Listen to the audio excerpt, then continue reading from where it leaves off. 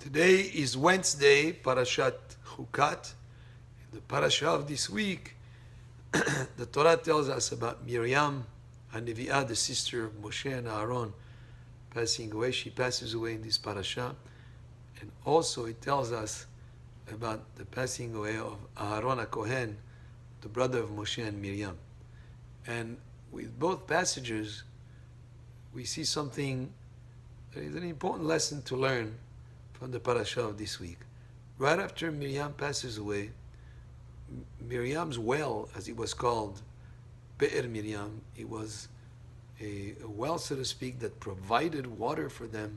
Everywhere they went in the desert, it followed them, and they had a spring of water that was flowing with water, and had no lack of water anywhere they went.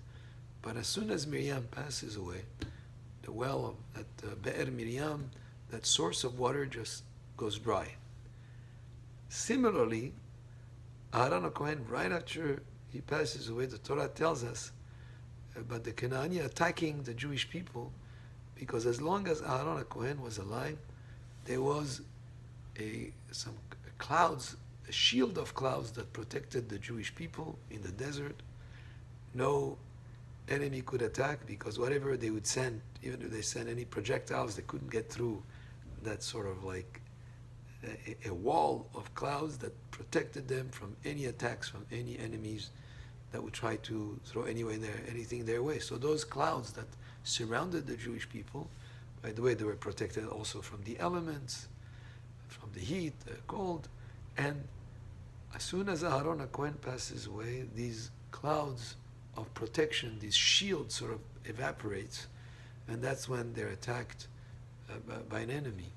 So we see here that Miriam Nevi'ah and Aaron Kohen, because of their zechut, because of their merit, that's why the Jewish people benefited from the source of water and from those divine clouds that surrounded them as long as Aaron was around.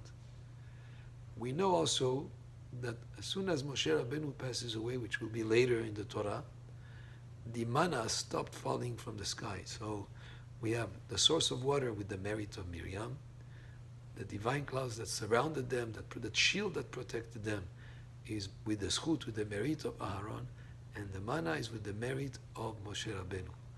And this teaches us an important principle. A tzaddik yesod olam, a tzaddik, a righteous person, with his merit, can bring great benefit not just to himself, but to all of Am Yisrael, to the whole community, to all the Jewish people. That one righteous person can bring such merit to our common account that it serves to benefit and to protect and to do good for all of Am Yisrael. But from this also we learn not just the great tzaddikim or the prophets or the Kohen Gadol like Aaron HaKohen, but every single Jew, every mitzvah that he does, every good deed, every chesed, every kindness, every good actions according to the way of Torah, according to the way of mitzvot, every such behavior that is the proper way to behave, the proper thing to do, is not just good for the person himself, but it brings merit to all of Am Yisrael. And one never knows how far the mitzvot that he does and how far his righteousness will go to bring merit to Am Yisrael. In the case of Moshe, Aaron, and Miriam, it gave great benefit to Am Yisrael, as we see in the desert. But also, even in a small way, whatever good actions we do, even if it's a small mitzvah, it goes into our common account of Am Yisrael, and it serves to bring benefit and merit to all of Am Yisrael. Baruch Adonai le'olam, amen ve'amen.